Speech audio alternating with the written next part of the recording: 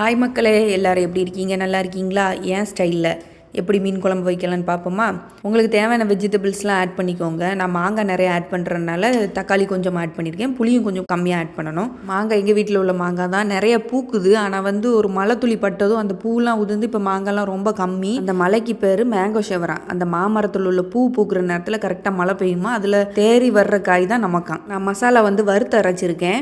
இந்த மீனோட நேம் தெரிஞ்சால் கமெண்ட் பண்ணுங்கள். அப்படியே எங்கள் தோட்டத்தில் உள்ள கப்பக்கிழங்கு வந்துருந்துச்சு, மரவள்ளி கிழங்கு அவிச்சு தாளிச்சிட்டேன். இது மீன் குழம்புக்கு நல்லா டேஸ்ட்டாக இருக்கும். அதே மாதிரி சிக்கன் குழம்புக்கு நல்லாயிருக்கும், மட்டன் குழம்புக்குமே ரொம்ப நல்லாயிருக்கும்.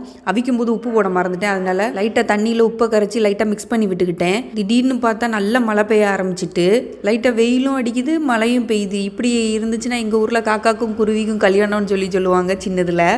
மார்த்தாண்டத்துலலாம் ஃபெப்ரவரியிலேருந்தே மழை பெய்ய ஆரம்பிச்சிடும். இந்த தடவை கொஞ்சம் டிலே ஆச்சு. ஆனால் திருநெல்வேலி சைட்லாம் பயங்கர வெயிலாக இருக்கும். குடை இல்லாமல் எங்கும் போக முடியாது.